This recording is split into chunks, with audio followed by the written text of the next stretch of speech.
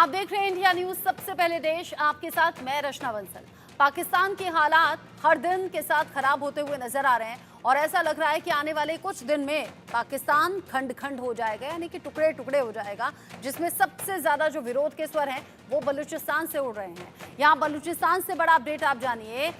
विरोध के सुर के आगे बलूचिस्तान के मुद्दे पर पाकिस्तानी संसद में बवाल की स्थिति भी देखी गई है। पाकिस्तान की संसद में विपक्ष ने किया है जोरदार हंगामा। बलूचिस्तान को लेकर विपक्ष ने शहबाज सरकार को घेरा है।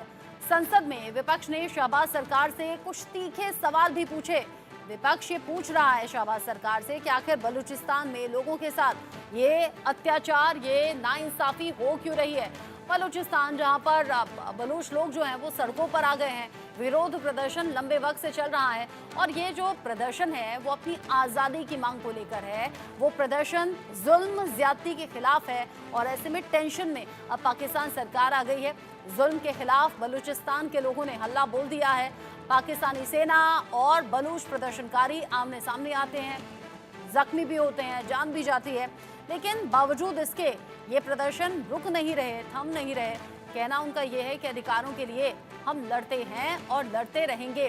संसद में विपक्ष ने शहबाज सरकार से भी तीखे सवाल पूछ लिए, यानी बलूचिस्तान में जो प्रदर्शन का मामला है, जो विरोध के सुर हैं, वो अब पाकिस्तानी संसद के भीतर भी उठ रहे हैं और विपक्ष शहबाज सरकार से तीखे सवाल पूछ रहा है कि आखिर बलूचिस्तान में ये हालात कैसे हुए और इन हालातों को कैसे सुधारा जा सकता है।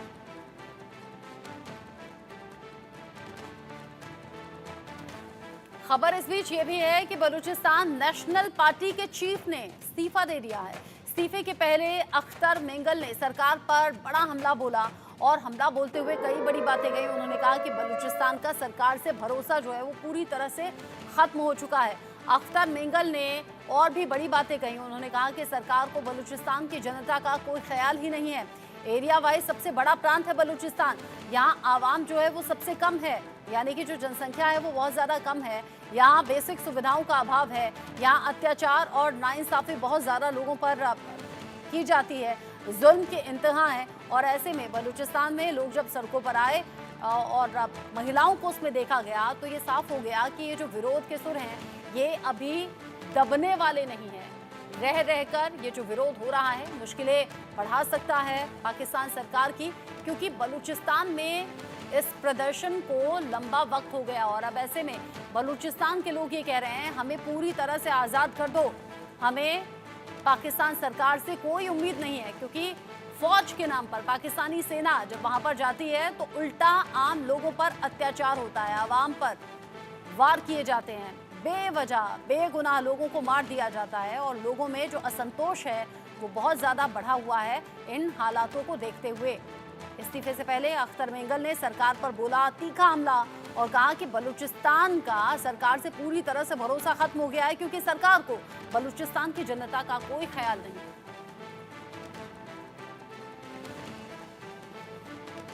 इस बीच अपडेट ये भी कि मौलाना फजल उर रहमान ने भी संसद में सरकार को घेरा है। बलूचिस्तान के मुद्दे पर फजल उर रहमान का सरकार पर हमला सामने आया। मौलाना फजल उर रहमान का शहबाज सरकार पर हमला।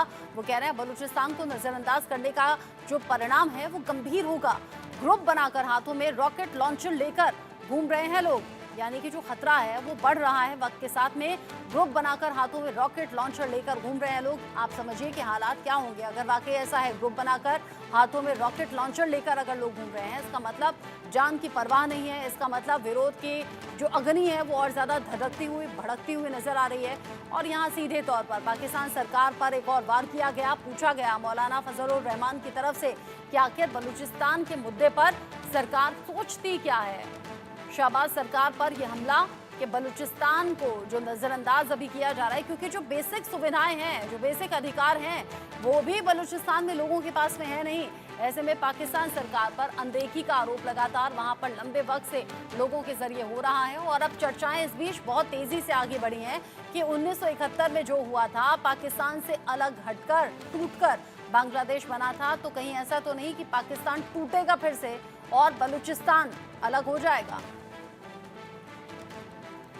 राकेश कुमार सिंह इसको लेकर मेरे साथ में जुड़ गए हैं, मैनेजिंग एडिटर इनपुट। मेरे सीनियर कुलीग अजय जांडियाल भी मेरे साथ में जम्मू से जुड़े हुए हैं। अब जो हालात इस वक्त बने हुए हैं अजय, यहाँ पाकिस्तान सरकार चौतरफा गिरी है, पाकिस्तानी सेना जो सेना कम और यहाँ आतंक मचाती हुई ज्यादा नजर आती है। बलूचिस्तान में जो विरोध की अग्नि है वो लगातार धधकती हुई नजर आ रही है। ऐसा क्यों है कि इन दिनों ये चर्चा बहुत तेजी से फैल रही है कि जो 1971 में हुआ वो अब फिर से होने वाला है पाकिस्तान में? ये है कि अगर आप देखें तो पिछले काफी समय से, जब से इमरान खान सरकार की थी, उसके बाद तख्ता पलट हुआ, शहबाज शरीफ जो है वो सत्ता में आए, तब से अगर आप देखें तो पाकिस्तान में अगर नहीं रुके हैं तो वो आम लोगों के प्रदर्शन है, आम लोगों का रोष है, जिनको लेकर पाकिस्तान में कभी गौर नहीं किया गया। और गौर कैसे करेंगे, क्योंकि पाकिस्तान में अगर कोई किसी की चलती है तो वो सिर्फ पाकिस्तानी सेना की चलती है, ISI की चलती है। वो अपने घर को संभालने से ज्यादा भारत में या बाकी अन्य जगहों पर टेरर फैलाने में ज्यादा फोकस रहते हैं। वो पैसा जो आता है आम लोगों की सहूलियत के लिए, उनके देखरेख के लिए, उसके बजाय अब वहाँ पाकिस्तान जो है इस चीज पे गौर करता है कि कैसे भारत में जो है लोगों का कत्लेआम किया जा सके। तो सोचिए ये जब होगा तो क्यों नहीं होगा। और दूसरी तरफ आप देख लें, पाकिस्तान में बलूचिस्तान में लगातार आतंकी हमले हो रहे थे, PLA के पाकिस्तानी सेना पर हमले हो रहे थे, लगातार पाकिस्तान के कब्जे वाले कश्मीर में बुरा हाल है लोगों का, वो भुखमरी से दो चार हो रहे हैं, महंगाई से दो चार हो रहे हैं। और उसके विपरीत अगर भारत में या जम्मू कश्मीर में अगर आप देखें तो यहाँ लगातार ग्राफ ऊपर जा रहा है, यहाँ पे चीजें बेहतर हो रही हैं, अनाज सस्ता है, खाने पीने के सामान से लेकर लोगों के इलाज तक मुफ्त सुविधाएं जो है वो सरकार अगर कर रही है, तो वहाँ पे जो लोग दिख रहा है तो वो विरोध लोगों का आखिरकार क्यों नहीं होगा। और उसी विरोध के चलते पाकिस्तान में अब एक बार फिर लग रहा है कि जो हालात 1971 में हुए थे वो वहां पर वापस देखने को मिलेंगे। और शहबाज शरीफ की सरकार कब तक चलेगी, पाकिस्तान नेशनल असेंबली का क्या हाल होगा, अगले कुछ समय में ये जो है वो तय हो जाएगा। अब राकेश, जिस तरह के हालात अभी अजय जिक्र भी कर रहे हैं, देखिए एक तरफ तो POK है, पाक अधिकृत कश्मीर, जहां पर लोग सड़कों पर आकर तिरंगा हाथ में इनफैक्ट लेकर ये कहते हैं नेता चाहिए मोदी जैसा, अगर नहीं हो पा रहा है तुमसे तो भारत में विलय हमारा कर दो, हमें इन सब बंदिशों से आज़ादी चाहिए, हमें अपने बेसिक अधिकार चाहिए जो हमारे अधिकारों के दायरे में आता है। इधर बलूचिस्तान जहां पर लोग लंबे वक्त से प्रदर्शन कर रहे हैं और जब महिलाएं इस प्रदर्शन का नेतृत्व करने लगे, महिलाएं बड़ी संख्या में इस प्रदर्शन का हिस्सा हो जाएं, तो आप क्या समझें, क्या वाकई पाकिस्तान के टुकड़े टुकड़े होंगे?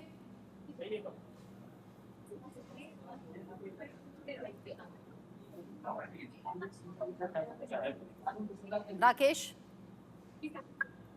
देखिए रचना, सबसे महत्वपूर्ण बात यह है कि सड़क पर तो विरोध प्रदर्शन हो ही रहा है, लेकिन पाकिस्तान की नेशनल असेंबली में जो बुधवार का दृश्य रहा वो सबसे महत्वपूर्ण है।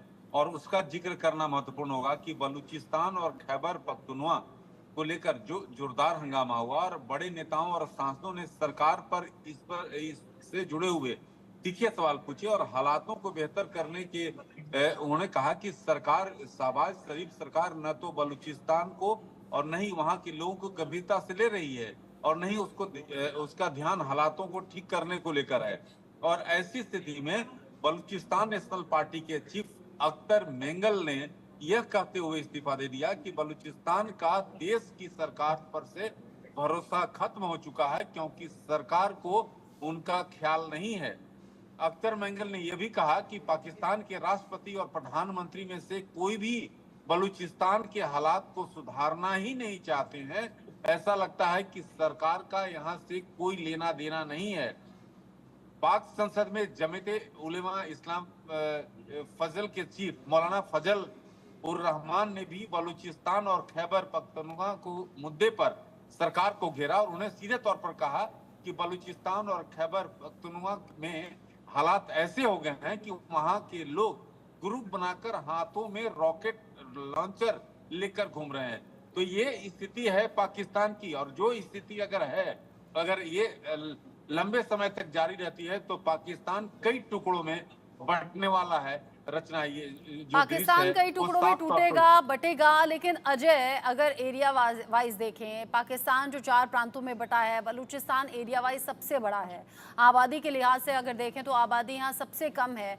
क्या यही सब रीज़न है कि लोग यहाँ बसते नहीं, और अगर यहाँ पर कम संख्या में भी लोग हैं तो अपने अधिकारों के लिए आवाज़ उठा रहे हैं कि शायद उनकी आवाज को सुन लिया जाए, शायद उन्हें उनके बेसिक अधिकार मिल जाएं। सबसे बड़ा प्रांत जो है वो खैबर पख्तूनख्वा का पड़ता है और वहां के लोगों की हालत जब देखें तो वो बद से बदतर होती चली गई। इसीलिए वहां के लोगों ने कहा कि आप कहने को तो सरकार पाकिस्तान की है, मगर जब बात यहाँ पर कुछ करने की आती है तो कुछ नहीं। तो इसीलिए लोगों ने कहा कि हमें पाकिस्तान नहीं चाहिए। हमें नहीं चाहिए कि चीन के वहां पे चीन वहां पर जो सीपेक का कॉरिडोर बनाने का प्रयास कर रहा है वो चाहिए। चीन यहाँ को इन्वेस्टमेंट करे क्योंकि ये इलाका हमारा है। पाकिस्तान इस पे कुछ नहीं करेगा, चीन इस पे कुछ नहीं कर सकता। हम खुद इसे संभालेंगे, हमारा अलग देश होगा। इस चीज को लेकर लगातार बलूचिस्तान में आवाज उठती रही, मगर पाकिस्तान ने क्या, जिसने आवाज उठाई उसको अगवा कर दिया गया, उसको मार दिया गया, उसको दफन कर दिया गया। जब कोई वहां पर प्रदर्शन हुए तो उनको बेरहमी से मारा गया। जब पाकिस्तान की कब्जे वाले कश्मीर की हालत देखे तो महिलाओं के साथ बलात्कार, महिलाओं के साथ अत्याचार और उनको घर से युवाओं को अगवा करके ले जाना, फिर वापस नहीं लौटते वो लोग। जब इस तरह के हालात वहां पर लोग देख रहे हैं तो आप सोचिए कि लोगों के लिए इसके अलावा और क्या ऑप्शन होगा। और आज अगर नेशनल असेंबली में पाकिस्तान की इस मुद्दे को उठाया गया है तो उसके पीछे की वजह है क्योंकि उन्हें वोट तो लोगों ने देने हैं। जब लोगों की वेलफेयर नहीं हो पा रही, जब आप समर्थन सरकार बनाने के लिए दे रहे हो, लोगों को कुछ मिल नहीं पा रहा, तो ऐसे में इसका विरोध होना तय है। और जैसा राकेश जी ने कहा कि पाकिस्तान के टुकड़े बांग्लादेश के बाद जो है 2 हुए थे, मगर अब कितने होंगे वो देखना होगा। पाकिस्तान की कब्जे वाला कश्मीर जो है वो भारत का है, उसे भारत लेगा। खैबर पख्तूनख्वा का इलाका जो है वहां पर बीएलए आज से नहीं पिछले कई सालों से अपनी जंग लड़ रहा है आजादी की, वो हासिल करेगा। और इसी लिए पंजाब का जो प्रांत पाकिस्तान में पड़ता है वहां पर भी लोग बेहद खुश नहीं है। सिंध और पंजाब में पाकिस्तान में अगले आने वाले समय में क्या होने वाला है ये पाकिस्तान इसके बारे में सोच नहीं रह सकता।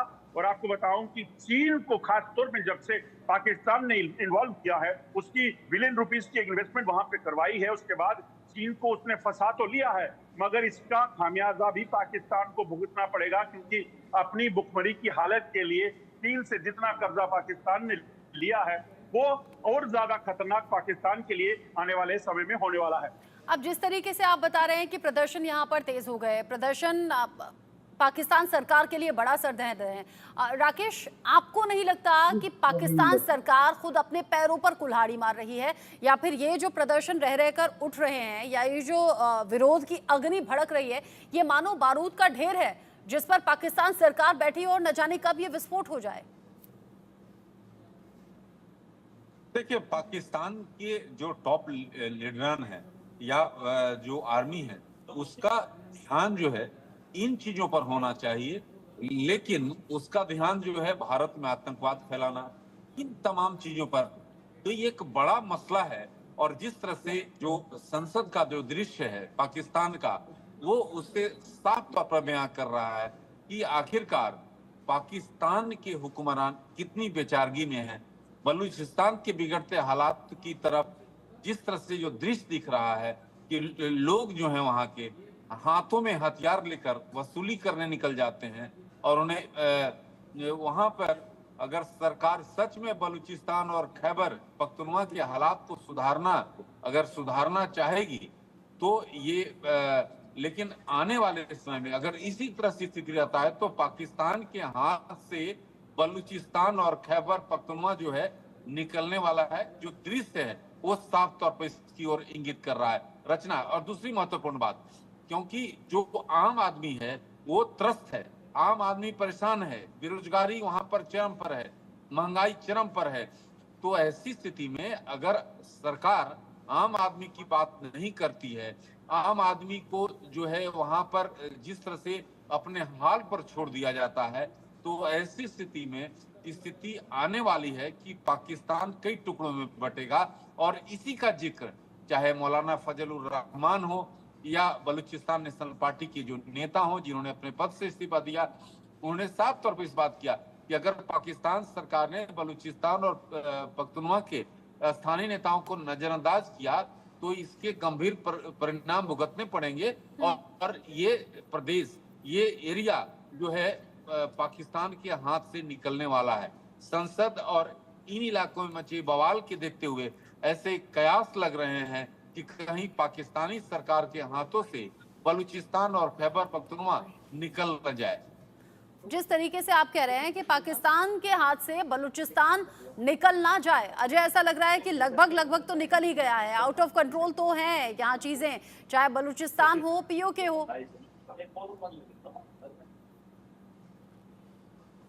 देखिए रचना, बिल्कुल आप सही कह रही हैं। जिस तरीके से लगातार वहां पर आतंकी हमले हो रहे हैं, आप सोचिए एक एक बार में 100 से ज़्यादा पाकिस्तानी सैनिक जो हैं वो बलूचिस्तान लिबरेशन आर्मी जो बनाई गई है वहां पर जो लड़ाके हैं उनके द्वारा मारे जा रहे हैं। तो उसका मकसद बड़ा साफ है, इसका मतलब बड़ा साफ है कि वो लोग किसी भी हालात में पाकिस्तान की फौज को, पाकिस्तान को वहां पर देखना नहीं चाहते। यही वजह है कि रोज़ प्रदर्शन होते हैं, यही वजह है कि वो साफ कहते हैं कि हमारे इलाके से आपकी मूवमेंट हमें नहीं चाहिए, पाकिस्तान का नाम यहाँ नहीं दिखना चाहिए। यही वजह है कि वो चाहते हैं कि चीन चाहे सीपैक में जितना मर्जी पैसा यहाँ लगा चुका है, अगर चीन का हस्तक्षेप होगा तो इसको बर्दाश्त नहीं किया जाएगा।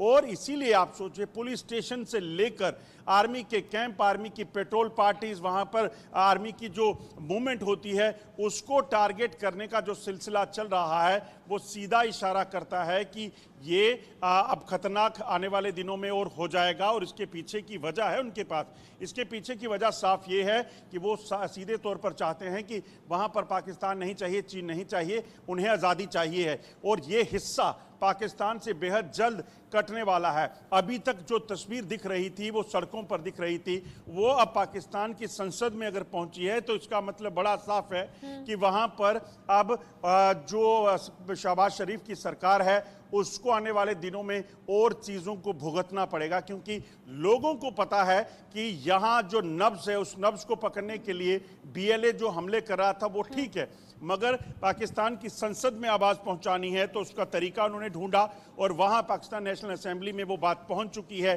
जो जिस तरीके से इस चीज़ को उठाया जा रहा है वो साफ दिखाता है कि एक बार बलूचिस्तान में अगर बगावत शुरू हो गई, सांसदों ने कह दिया कि ये ठीक नहीं होगा, तो आप ये सोचिए कि आने वाले समय में पाकिस्तान के कब्जे वाला कश्मीर हो या फिर गिलगित का इलाका, वहां पर भी इसी तरह के परिणाम पाकिस्तान को भुगतने पड़ेंगे। जिस तरीके से आप बता रहे हैं कि यहाँ नतीजे भुगतने पड़ेंगे, राकेश, मुझे लोकसभा इलेक्शंस याद आ रहे हैं। लोकसभा इलेक्शन में मुझे बड़े चेहरों के जरिए किए गए वादे याद आ रहे हैं कि पीओके जल्दी भारत में विलय हो जाएगा और इसके लिए टाइमलाइन भी दी गई थी। अब ऐसे में अगर पाकिस्तान के खंड खंड होने की खबर है तो क्या अखंड भारत का सपना इसे हम कह सकते हैं? सही कहा रचना, क्योंकि जिस तरह से जो पाक अधिकृत कश्मीर की स्थिति है वहां पर आए दिन जो विरोध प्रदर्शन होता है, सेना का जिस तरह से वहां पर प्रताड़ित किया जा रहा है लोगों को, उनके खिलाफ उनकी आवाज को कुचला जाना, वहां पर बेरोजगारी, वहां पर महंगाई, ये तमाम चीजें हैं जो आम आदमी को रोजमर्रा की जो वस्तुएं चाहिए वो उपलब्ध नहीं है, रोजगार चाहिए वो नहीं मिल पा रहा है। आप देखिए जो भारत के जम्मू कश्मीर में है, जम्मू कश्मीर की हालात देखिए, कितने लोग जो हैं ये अपने आप, और ऐसी स्थिति उत्पन्न होगी कि लोग जो हैं अपने आप जो हैं भारत में विलय करने के लिए उनकी ओर से लगातार कोशिश ऐसे वहां पर अंदर खाने चल रही है। लेकिन पाकिस्तानी सेना जिस तरह से वहां पर कत्लेआम, जिस तरह से आंदोलन को कुचला जा रहा है, लेकिन जो स्थिति है पाक अधिकृत कश्मीर की बद से बदतर है। और ये ज्यादा समय नहीं है कि भारत को ज्यादा प्रयास नहीं करना पड़ेगा। जो स्थितियां हैं वो आने वाले समय में इस ओर इंगित कर रही हैं कि पाक अधिकृत कश्मीर के जो वासी हैं, जो निवासी हैं, लोग हैं, जो पाकिस्तान ने गैरकानूनी तरीके से कब्जा कर रखा है, वो दिन यानी किस पॉसिबिलिटी की तरफ आप इशारा कर रहे हैं राकेश? जो है किस पॉसिबिलिटी की तरफ आप इशारा कर रहे हैं? क्योंकि हाथों में तिरंगा तो ऑलरेडी लोगों के है। राकेश,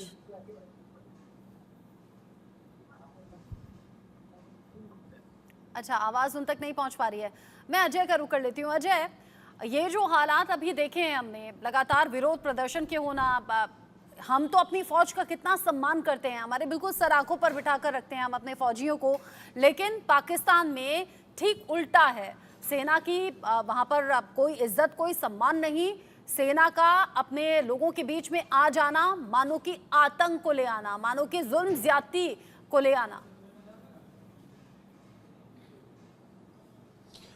देखिए रचना, एक चीज बड़ी साफ है, भारत में अगर कोई सेना में जाता है तो उसका मतलब बड़ा साफ है कि वो देश सेवा के लिए जा रहा है। भारत में अगर कोई सेना में जाता है तो उसका मकसद होता है कि देश के लोगों की सुरक्षा को सुनिश्चित करना। मगर वहीं अगर आप पाकिस्तान में चले जाएं तो वहां पर सेना इसलिए जानी जाती है कि महिलाओं के साथ प्रताड़ित करने के लिए, वहां इसलिए जानी जाती है कि युवा अगर कोई आवाज़ उठाता है, कोई प्रोटेस्ट होता है तो उन युवाओं को अगवा कर लिया जाता है, चाहे वो पाकिस्तान के कब्जे वाला कश्मीर हो, चाहे वो गिलगित हो, चाहे वो बल्चिस्तान हो। एक तरफ हमने तो कुछ ही समय पहले की तस्वीरें आपको याद होंगी रचना, जब भुखमरी से मर रहे लोगों के लिए वहां पर अनाज नहीं था और महंगाई जो है वो लगातार आसमान छू रही थी, तो लोगों ने जब प्रोटेस्ट किया कि उन्हें आटा दे दीजिए, उन्हें चावल दे दीजिए, उस वक्त हुआ क्या, पाकिस्तान की सेना ने उन पर गोलीबारी की। तो सोचिए वहां पर लोगों की जो लोग जो हैं वो किस तरीके से या किस चीज को लेकर पाकिस्तानी सेना की इज्जत करेंगे। इज्जत उसकी होती है जो देश सेवा के लिए जुटा हो, जो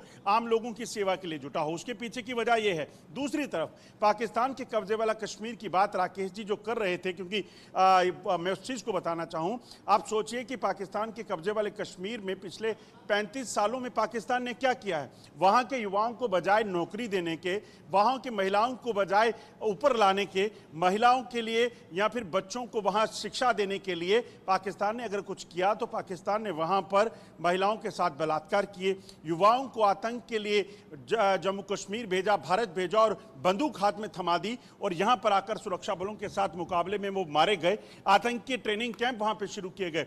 जम्मू कश्मीर में आपको बताऊं कि पिछले कुछ ही सालों में करोड़ों रुपए की इन्वेस्टमेंट जो है वो आई है इंडस्ट्री के जरिए, मगर वहां टेरर इंडस्ट्री चलती है, जहां अगर कोई उसे ज्वाइन करता है, उसमें काम करता है तो उसको मौत मिलना तय है। ये जब पाकिस्तान लोगों की लिए सोचता है, पाकिस्तानी सेना अगर उसके लिए सोचती है तो फिर पाकिस्तान के लोग पाकिस्तान के लिए कैसे सोचेंगे। और इसीलिए मुझे याद आता है अजय मेहरंग बलोच जो इस तरह के प्रदर्शन का नेतृत्व करती हुई नजर आती हैं। एक महिला जब सड़कों पर आ जाए, इस तरह के प्रदर्शन का नेतृत्व करे तो चूल्हे हिला देने वाली बात है ये पाकिस्तान सरकार के लिए। और अब तो संसद के भीतर इसकी चर्चा। बिल्कुल आप सही कह रही हैं। आप सोचिए कि जिस भी व्यक्ति को, जिस भी शख्स को जब वहां पर अपनी आवाज उठानी पड़े, तो देखिए भारत में क्या होता है, डेमोक्रेसी का मतलब है कि आपको कोई तकलीफ है, आप कुछ चाहते हैं तो उसके लिए आप आवाज उठा सकते हैं, आप प्रदर्शन कर सकते हैं, आपको ये कॉन्स्टिट्यूशनल राइट है, आप अपने हकों के लिए लड़ सकते हैं। मगर पाकिस्तान में ये राइट नहीं है। पाकिस्तान में अगर आप आवाज उठाते हैं तो उसका मतलब है कि आप पहली आवाज उठेगी तो जेल पहुंचेंगे, दूसरी आवाज उठेगी तो आपको मौत मिलेगी। ये है पाकिस्तान की असलियत। और यही वजह है कि आज पाकिस्तान में गिलगित बाल्टिस्तान हो, चाहे वो बलूचिस्तान का इलाका है, चाहे वो पाकिस्तान की कब्जे वाला कश्मीर है। और आपको याद होगा जब चुनाव होने वाले थे, इमरान खान सत्ता में थे और जब उनको लग रहा था कि अब उनका अंतिम समय आ चुका है, उनको उखाड़ फेंका जाएगा, तो तब पाकिस्तान के इस्लामाबाद से भी कई प्रदर्शनों का सिलसिला शुरू हुआ था। आपको यह भी याद होगा कि जब इमरान खान की सत्ता पलट होनी थी, शहबाज शरीफ को जब सत्ता में लाना था, तो इमरान खान का जब चिट्ठा निकाला गया तो पता चला कि पाकिस्तान के प्रधानमंत्री, जो पूर्व प्रधानमंत्री अब हैं, उन्होंने करोड़ों रुपए के घपले कर दिए। उनको जो सरकारी चीजें थी उनको बेच दिया गया। आप तोशाखाना का मामला देखिए, आपने कई कितने मामले जो हैं इमरान खान पर देखे हैं। अभी कुछ समय पहले एक खबर आई थी, आपको याद होगा कि पाकिस्तान के पूर्व ISI चीफ जो हैं उनको हिरासत में ले लिया गया। किस लिए? क्योंकि उन्होंने करप्शन किया था, करोड़ों रुपए का घपला वो कर गए थे। तो ये हालात जब पाकिस्तान के जैसे देश में होंगे तो वहां लोगों की परवाह किसको होगी। हर उस जर्नल पर, पाकिस्तानी सेना के जर्नल का अगर आप रिकॉर्ड देखेंगे जो रिटायर हो चुके हैं, उनके खिलाफ कोई ना कोई मामला होगा। और वो कभी भी वहां पर रहकर नहीं जीना चाहते हैं, वो उसके बाद हमेशा विदेश चले जाते हैं, सऊदी अरब चले जाते हैं, अमेरिका चले जाते हैं, कनाडा चले जाते हैं, ताकि वो अपनी जिंदगी गुजार सकें ऐशो आराम से, क्योंकि पैसा तो उन्होंने वहां पर रहकर बहुत बना लिया होता है। मगर वहीं भारत को देखेंगे तो यही स्वार्थ, यही हुक्मरानों का जो स्वार्थ है, ये पाकिस्तान को खा गया, पाकिस्तान को निगल गया। और अब हालात ऐसे हैं कि रोजी रोटी का संकट है, 2 वक्त की रोटी तक एक बड़े तबके को वहां मिल नहीं पा रही है। और ऐसे में जो प्रदर्शन है वो लगातार पाकिस्तान को खोखला कर रहे हैं। कह सकते हैं कि आने वाले वक्त में टूटकर बिखर जाएगा पाकिस्तान। 1971 में जो हुआ वो फिर से दोहराने वाले हैं। अजय जांडियाल, राकेश कुमार सिंह, आप दोनों का बहुत शुक्रिया मेरे साथ में जुड़ने के लिए, इस डिस्कशन में साथ में रहने के लिए। इसीलिए हम कह रहे हैं पाकिस्तान के हाथ से मानो निकल गया है बलूचिस्तान। एक छोटा सा ब्रेक यहाँ पर ले रहे हैं, लौटेंगे।